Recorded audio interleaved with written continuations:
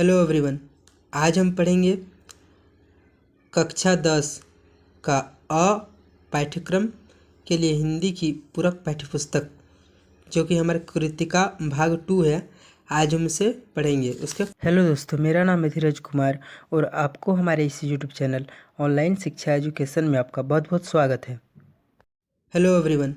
आज हम पढ़ेंगे कक्षा 10 का अ पाठ्यक्रम के लिए हिंदी की पूरक पाठ्यपुस्तक, जो कि हमारे कृतिका भाग 2 है। आज हम इसे पढ़ेंगे। उसके जिसके शीर्षक हैं शिव पूजन सहाय। तो चलिए शुरू करते हैं।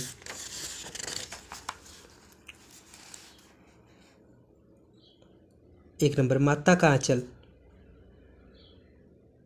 जिसके शीर्षक हैं शिव पूजन सहाय। जहाँ लड़कों का संग तहाँ बाजे मृदंग, जहाँ बुढ़ों का संग तहाँ खर्चे का तंग। हमारे पिता तड़के उठकर निबट नहाकर पूजा करने बैठ जाते थे। हम बचपन से ही उनके अंग लग गए थे। माता से केवल दूध पीने तक का नाता था, इसलिए पिता के साथ ही हम भी बाहर की बैठक में ही सोया करते। वह अपने साथी हमें भी उठाते और साथ ही नहला धुलाकर पूजा पर बिठा लेते। हम भभूत का तिलक लगा देने के लिए उनको दिक करने लगते थे। कुछ हंसकर, कुछ झुंझलाकर, कुछ डांटकर वह हमारे चौड़े लीलार में त्रिपुंड कर देते थे। हमारे लीलार में भभूत खूब खुलती थी। सिर में लंबी लंबी जटाएं थी। भभूत रमाने से हम खासे बम भोला बन जाते थे।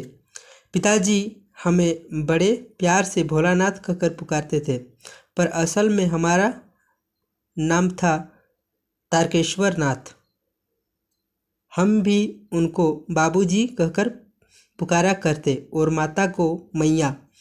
जब बाबूजी रामायण का पाठ करते तब हम उनकी बगल में बैठे बैठे आईने में अपना मुंह निहारा करते थे। जब वह हमारी ओर देखते तब हम कुछ लजाकर और मुस्कुराकर आईना नीचे रख देते थे। वह भी मुस्कुरा पड़ते थे। पूजा पाठ कर चुकने के बाद वह राम राम लिखने लगते। अपनी एक रामनामा बही पर 1000 राम नाम लिखकर वह अपने पाठ की पोथी के साथ बांधकर रख देते। फिर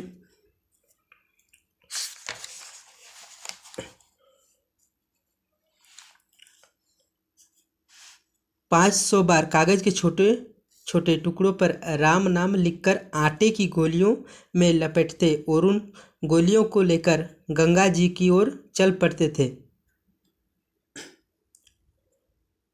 उस समय भी हम उनके कंधे पर विराजमान रहते थे।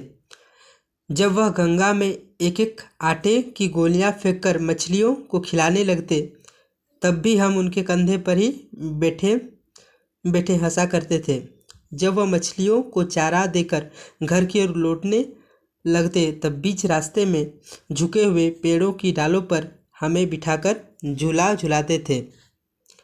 कभी कभी बाबूजी हमसे कुश्ती भी लड़ते। वह शिथिल होकर हमारे बल को बढ़ावा देते और हम उनको पछाड़ देते थे। यह उतान पड़ जाते और हम उनकी छाती पर चढ़ जाते थे। जब हम उनकी लंबी लंबी मूछें उखाड़ने लगते, तब वह हंसते हंसते हमारे हाथों को मूछों से छुड़ाकर उन्हें चूम लेते थे। फिर जब हमसे खट्टा और मीठा चुम्मा मांगते, तब हम बारी बारी कर अपना बायां और दाहिना गाल उनके मुंह की ओर फेर देते थे। बाएं का खट्टा चुम्मा लेकर जब वह दाहिने का मीठा चुम्मा लेने लगते, तब अपनी दाढ़ी या मूछ हमारे कोमल गालों पर गड़ा देते थे। हम झुंझलाकर फिर उनकी मूछें नोचने लग जाते थे। इस पर वह बनावटी रोना रोने लगते और हम अगले खड़े खड़े खिलखिलाकर हंसने लग जाते थे। उनके साथ हंसते हंसते जब हम घर आते तब उनके साथ ही हम भी चौके पर खाने बैठते थे। वह हमें अपने ही हाथ से फूल के कटोरे में गोरस और भात सानकर खिलाते थे। जब हम खाकर अफर जाते तब मैया थोड़ा और खिलाने के लिए हट करती थी। वह बाबूजी से कहने लगती, आप तो 4-4 दाने के कोर बच्चे के मुंह में देते जाते हैं। इससे वह थोड़ा खाने पर भी समझ लेता है कि हम बहुत खा गए। आप खिलाने का ढंग नहीं जानते।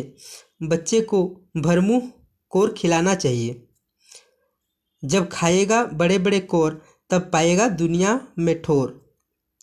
देखिए मैं खिलाती हूँ। मर्दुए क्या जाने कि बच्चों को कैसे खिलाना चाहिए और महतारी के हाथ से खाने पर बच्चों का पेट भी भरता है।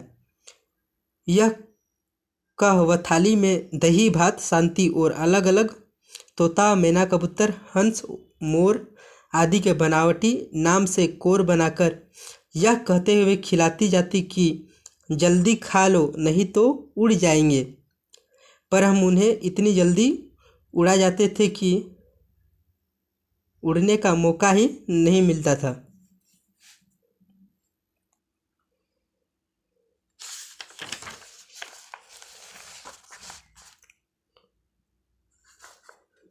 जब हम सब बनावटी चिड़ियों को चट कर जाते थे तब बाबूजी कहने लगते, अच्छा अब तुम राजा हो जाओ, खेलो।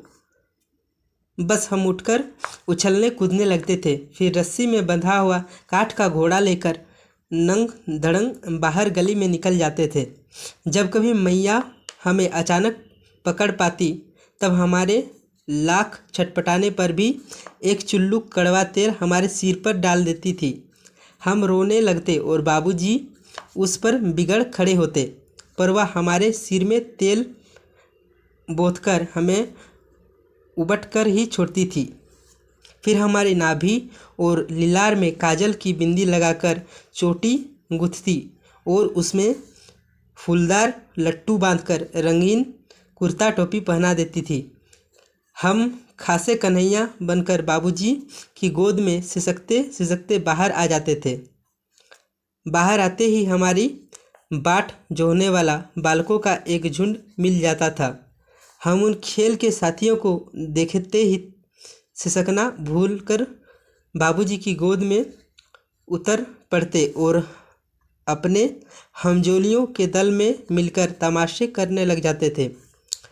तमाशे भी वैसे वैसे नहीं, तरह तरह के नाटक। चबूतरे का एक कोना ही नाटक घर बनता था। बाबूजी जिस छोटी चौकी पर बैठकर नहाते थे वही रंगमंच बनती। उस पर सरकंडे के खंभों पर कागज का चंदोवा तानकर मिठाइयों की दुकान लगाई जाती। उसमें चीलम के खोचे पर कपड़े के थालों में ठेले के लट्टू, पत्तों की पूरी, कचौरियाँ, गीली मिट्टी की जलेबियाँ, फूटे घड़े के टुकड़ों के बताशे आदि मिठाइयाँ सजाई जाती। ठिकरों के बटखरे और जस्ते के छोटे छोटे टुकड़ों के पैसे बनते। हम ही लोग खरीदार और हम ही लोग दुकानदार। बाबूजी भी 2-4 गोरखपुरिये पैसे खरीद लेते थे। थोड़ी देर में मिठाई की दुकान बढ़ाकर हम लोग घरौंदा बनाते थे। धूल की मेढ़ दीवार बनती और तिनकों का छप्पर, दातून के खंभे, दिया सलाई की पेटियों के किवाड़, घड़े के मुहड़े की चूल्हा चक्की, दिए की कढ़ाई और बाबूजी की पूजा वाली आचमनी कलछी बनती थी। पानी के घी, धूल के पिसान और बालू की चीनी से हम लोग ज्योनार तैयार करते थे। हम ही लोग ज्योनार करते और हम ही लोगों की ज्योनार बैठती थी। जब पंगत बैठ जाती थी तब बाबूजी भी धीरे से आकर पात के अंत में जीमने के लिए बैठ जाते। थे। उनको बैठते देख ही हम लोग हंसकर और घरौंदा बिगाड़कर भाग चलते थे। वह भी हंसते हंसते लोटपोट हो जाते और कहने लगते, फिर कब भोज होगा भोलानाथ।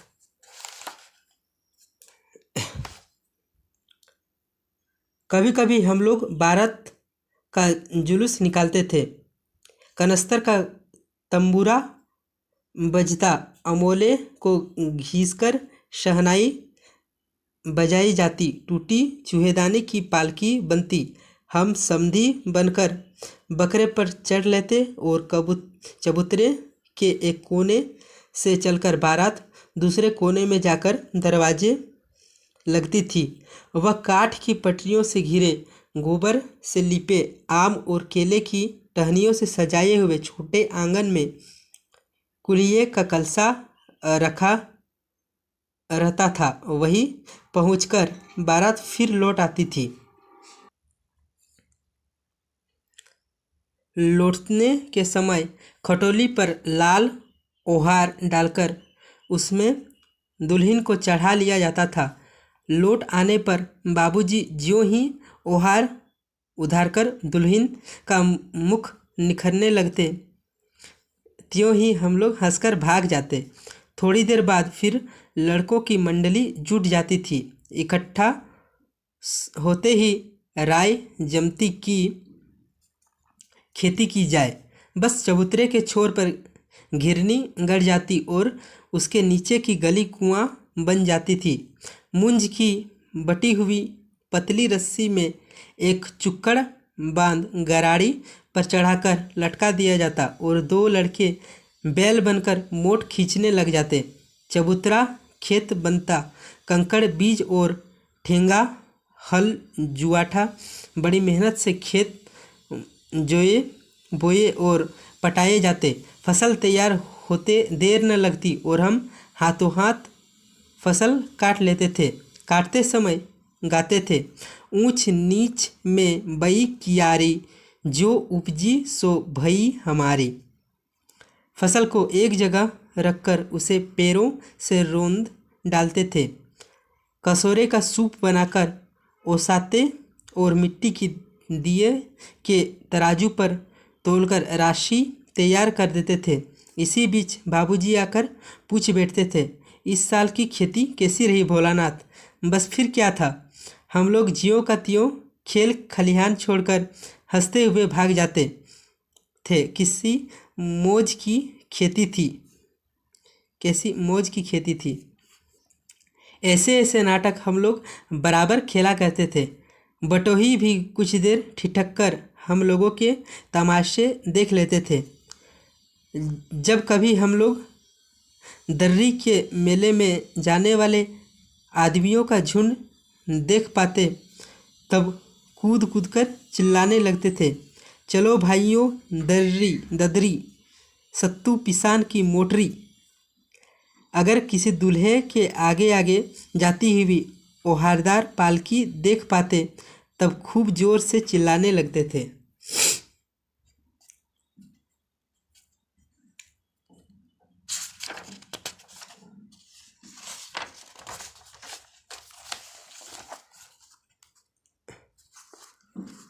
रहरी में रहरी, पुरान रहरी, डोला के कन्या हमार महरी।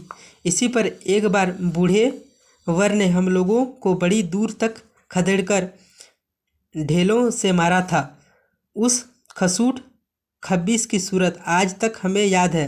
न जाने किस ससुर ने वैसा जमाई ढूंढ निकाला था। वैसा घोड़ मुँहा आदमी हमने कभी नहीं देखा। आम की फसल में कभी कभी खूब आंधी आती है। आंधी के कुछ दूर निकल जाने पर हम लोग बाग की ओर दौड़ पड़ते थे। वहाँ चुन चुन कर घुले घुले गोपी आम चबाते थे। एक दिन की बात है, आंधी आई और पट पड़ गई। आकाश काले बादलों से ढक गया। मेघ गरजने लगे, बिजली कौंधने और ठंडी हवा सनसनाने लगी। पेड़ झूमने और जमीन चूमने लगे। हम लोग चिल्ला उठे, एक पैसा की लाई बाजार में छितराई, बरखा उधरे बिलाई, लेकिन बरखा न रुकी और फिर मूसलाधार पानी होने लगा। हम लोग पेड़ों की जड़ से धड़ से सट गए, जैसे कुत्ते के कान में अठई चिपक जाती है, मगर बरखा जमी नहीं, थम गई। बरखा बंद होते ही बाग में बहुत से बिच्छू नजर आए। हम लोग डरकर भाग चले। हम लोगों में बेजू बड़ा ढीठ था। संयोग की बात, बीच में मूसन तिवारी मिल गए। बेचारे बूढ़े आदमी को सूझता कम था। बेजू उनको चिढ़ाकर बोला, बुढ़वा बेईमान, मांगे करेला का चोखा। हम लोगों ने भी बेजू के सुर में सुर मिलाकर यही चिल्लाना शुरू किया। मूसल तिवारी ने बेतहाशा खदेड़ा। हम लोग तो बस अपने अपने घर की ओर आंधी हो चले। जब हम लोग न मिल सके तब तिवारी जी ने सीधे पाठशाला में चले गए।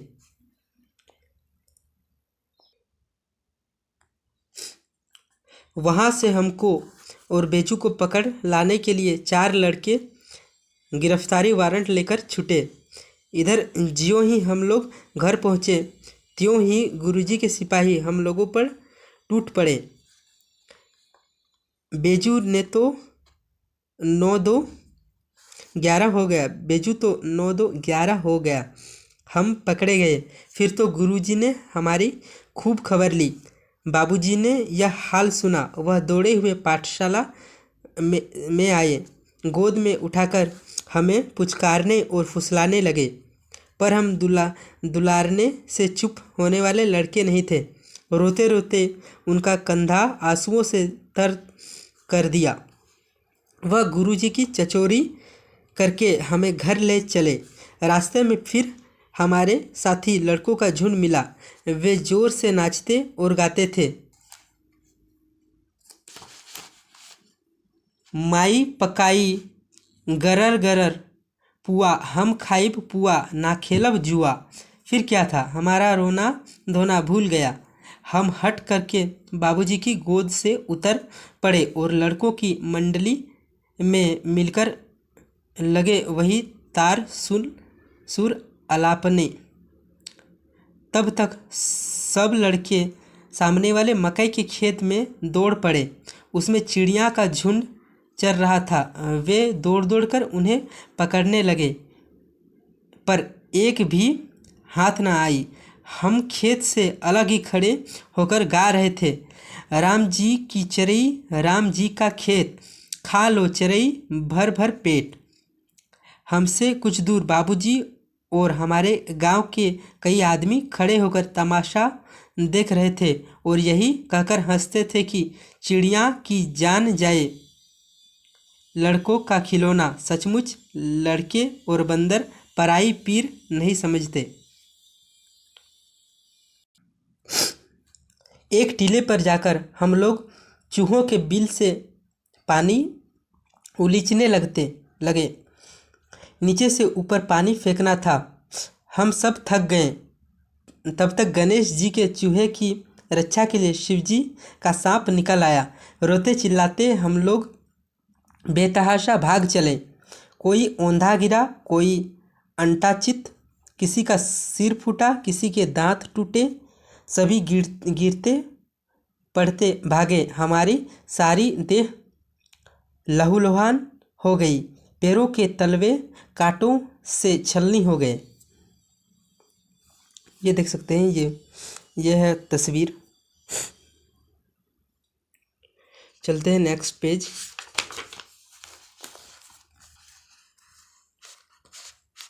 हम एक सुर से दौड़े हुए आए और घर में घुस गए। उस समय बाबूजी बैठक के ओसारे में बैठकर हुक्का गुड़गुड़ा रहे थे।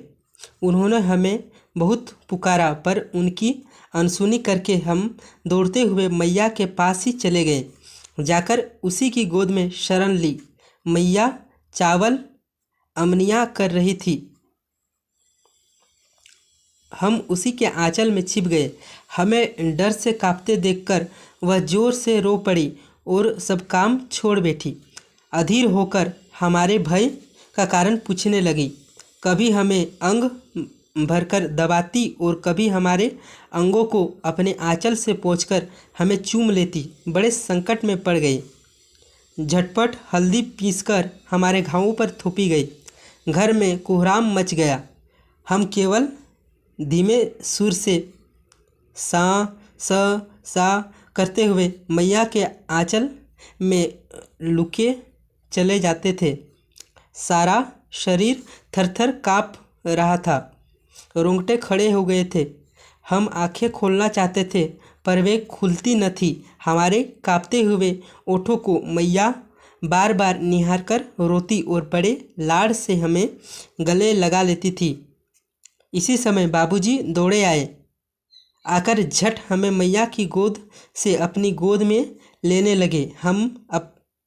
पर हमने मैया के आंचल की प्रेम की शक्ति शांति के चंदोवे की छाया न छोड़ी। दोस्तों, इसमें बस इतना ही था। मिलते हैं किसी नेक्स्ट वीडियो में किसी और टॉपिक के साथ, किसी और भाग में। दूसरा हमारा भाग है जो कि दूसरा भाग है 2 नंबर, जॉर्ज पंचम की नाक। इसमें हम मिलेंगे किसी नेक्स्ट टॉपिक में। तब तक के लिए बाय बाय। दोस्तों, इस वीडियो में बस इतना ही। मिलते हैं किसी नेक्स्ट वीडियो में किसी और टॉपिक के साथ। तब तक के लिए बाय बाय।